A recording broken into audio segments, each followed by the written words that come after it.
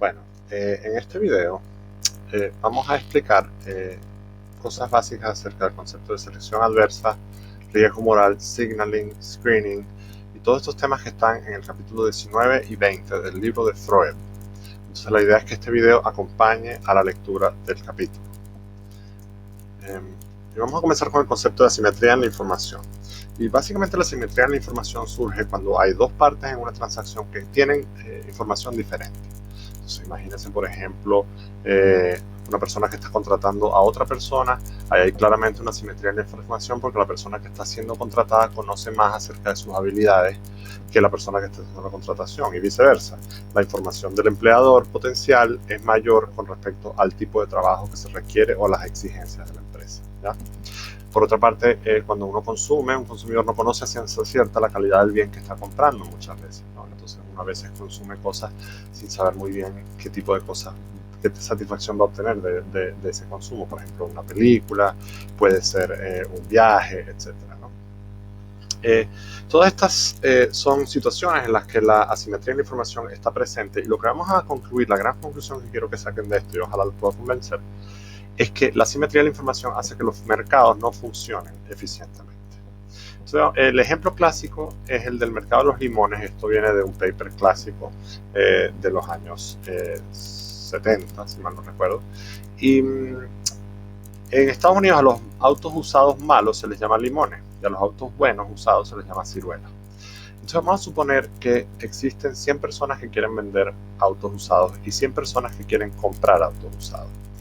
Resulta que el dueño del limón, del auto malo, vendería su auto por $1.000.000 de pesos, y el dueño de la ciruela vendería su auto por $2.000.000 de pesos, porque el dueño del auto bueno piensa que su auto es bueno y por lo tanto quiere venderlo a un precio más caro.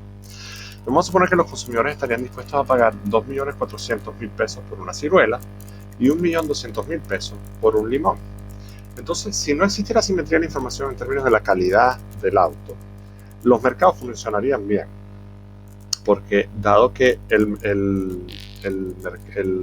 la ciruela, tanto la ciruela como el limón, los consumidores tienen una disposición a pagar mayor a el valor mínimo por el cual los vendedores los estarían dispuestos a vender. Ahora, ¿qué pasa? Los compradores no saben si un auto es un limón o una ciruela. Si asumen que hay un 50% de probabilidades, el máximo que ellos estarían dispuestos a pagar por un auto usado cualquiera, sin saber bien si es bueno o malo, es $1.800.000 pesos. Pero a ese precio, los dueños de las ciruelas no están dispuestos a vender su auto. Y eso hace que todos los autos que se vendan sean limones. Todos los autos en el mercado de autos usados terminen siendo limones, terminen siendo autos malos.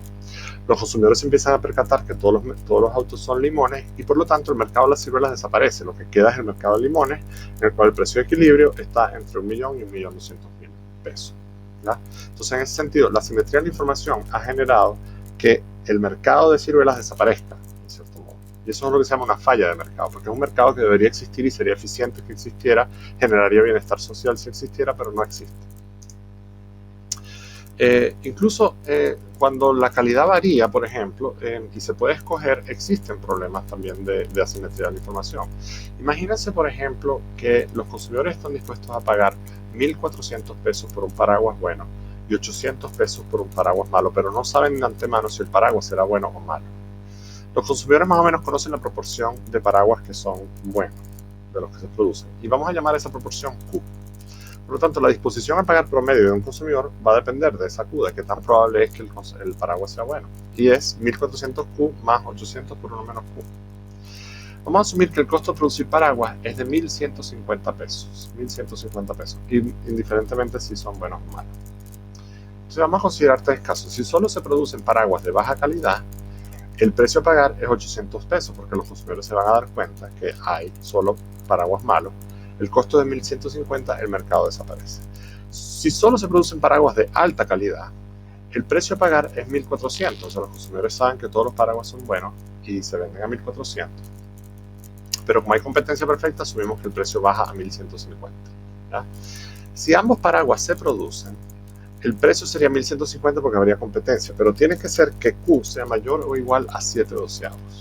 Porque si Q es menor a 7/12, el consumidor va a tener una disposición a pagar mucho menor, y por lo tanto el mercado desaparece. El mercado de los paraguas desaparece y estamos en la situación número 1.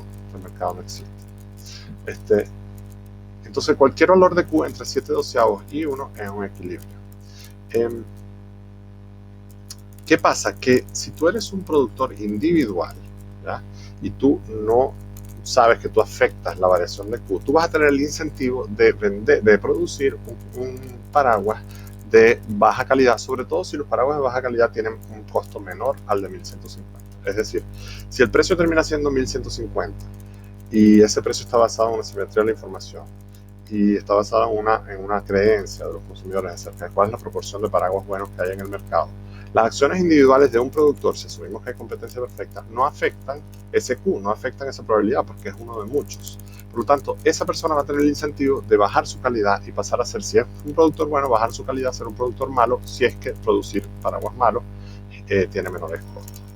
Y eso hace que esa persona, porque al hacer eso de esa persona va a tener el incentivo de tener un beneficio económico, vender un paraguas que es malo, siendo que el consumidor piensa que podría ser bueno.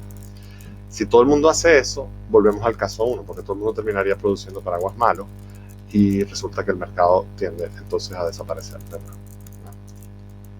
Entonces, todos estos fenómenos anteriores que yo he descrito son fenómenos de selección adversa.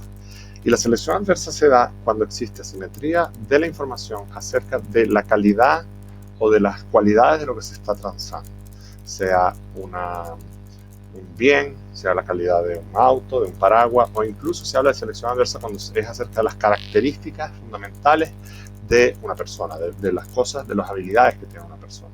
Ese es el ejemplo de la selección adversa. Y en el libro hay muchos ejemplos que vamos a tratar de discutir en la clase, ¿no? En el ejemplo, este es un caso, es un concepto que es muy útil en temas de seguro de salud.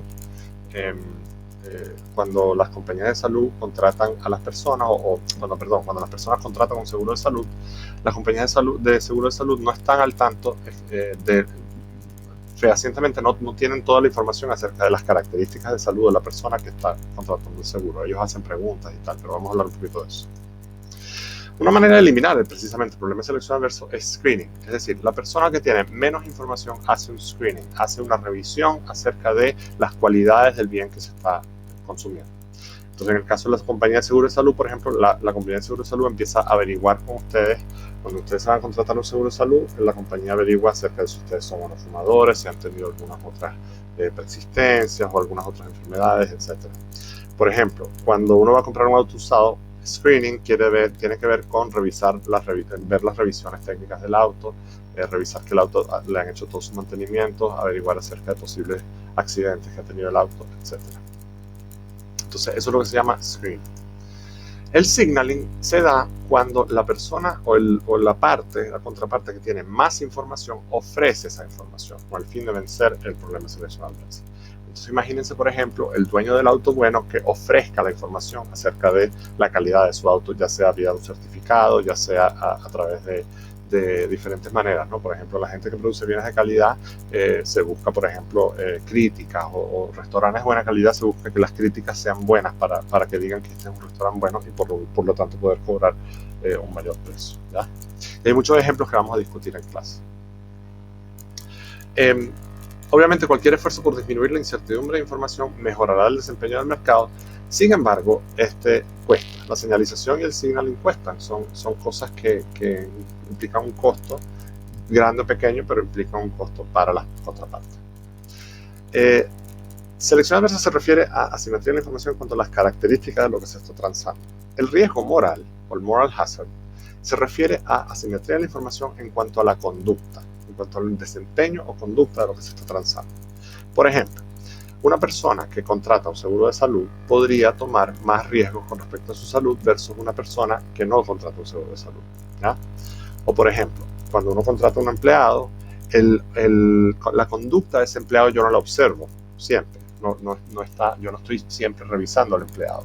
Por lo tanto, ese empleado podría, a pesar de que es una persona honesta y que tiene las características que yo pienso, podría aprovecharse en cierto modo o no hacer el trabajo de la forma más eficientemente posible. Eso es lo que se llama el problema del riesgo moral. Se refiere a acciones escondidas, mientras que selección adversa se refiere a un problema de información o de características escondidas. Entonces, por ejemplo, consecuencias del riesgo moral, resulta que, bueno, en una empresa, si yo no sé si el gerente general va a ser o no escrupuloso, yo podría entonces asumir que quizás no va a ser escrupuloso y, por ejemplo, pagarle un menor sueldo o gastar mucha plata en monitorear al gerente, por ejemplo. Entonces, eso genera ruido en el mercado y eso es una falla de mercado también. Aquí les tengo, este es un ejemplo que a mí me gusta mucho que está en el libro, ¿no? Supongamos que ustedes tienen una tienda, pero ustedes no van todo el tiempo a la tienda, sino que ustedes tienen una vendedora. La vendedora tiene dos opciones. La vendedora puede no trabajar duro para hacer la venta, es decir, no sonreírle al cliente, no hacer un esfuerzo con el cliente, etcétera, etcétera, o trabajar duro por la venta. Vamos a suponer que para la vendedora el trabajar duro tiene un costo personal de $100, o sea, le requiere un esfuerzo extra. Y eso lo cuantificamos y decimos que tiene un costo de $100. El no trabajar duro tiene un costo de 0. Y vamos a suponer que cuando la vendedora no trabaja duro, tiene una probabilidad de lograr la venta de 0,5. Y cuando trabaja duro, tiene una probabilidad de lograr la venta de 0,75. Y vamos a asumir que la vendedora obtiene una comisión C cuando logra la venta. ¿Ya? Entonces la pregunta es, bueno, ¿hasta qué punto, cómo yo puedo usar comisiones para solucionar el problema de riesgo moral? Porque si la vendedora puede no trabajar duro o trabajar duro, ahí hay un tema de riesgo moral. Yo no observo lo que hace la vendedora y esa vendedora está tomando una decisión, si trabajar o no trabajar duro. Y entonces yo con una comisión puedo quizás cambiar su comportamiento. Entonces la persona no trabajará duro a menos que la comisión por las ventas sea de $400. ¿Por qué? Porque el valor esperado, si yo no trabajo duro, el valor esperado de la satisfacción de la vendedora es 0,5 C. Es decir, con probabilidad 0,5 yo logro la venta y me gano una comisión C, con probabilidad 0,5 no logro la venta y me gano una comisión C. Entonces, el valor esperado para la vendedora es 0,5 C. Si la vendedora trabaja duro, el valor esperado de su satisfacción es 0,75 C, porque ese sería el valor esperado de la comisión, menos los $100 que le cuesta a la vendedora trabajar duro. Entonces, para que la vendedora quiera trabajar duro, C tiene que ser tal que 0,75 C menos 100 sea mayor a 0,25 C. Y si ustedes despejan esa ecuación, si se quieren, despejan C, tiene que darse que C, esa inecuación, tiene que darse que C sea mayor a $400. ¿Ya? En este caso, eliminar el problema de riesgo moral es costoso para la empresa, porque en cierto modo, quizás uno podría concluir que una comisión de $400 podría ser muy caro para la compañía. Entonces, muchas veces, sobre todo en estrategias de venta, el riesgo moral, existe el riesgo moral, pero es muy costoso eliminarlo. En este caso, la comisión sería muy alta. Hay otras soluciones, por ejemplo, GPS, cuando los conductores de camiones no se sabe si van a ir rápido o no, puedes tener un GPS para monitorear el trabajo del conductor, etc. Y todos estos ejemplos los vamos a hablar en clase. Bueno, con esto termino y espero que entonces ahora lean el libro de Freud, capítulos 19 y 20, y lo que vamos a hacer en clase es hacer ejercicios acerca de estos conceptos que son bien importantes para este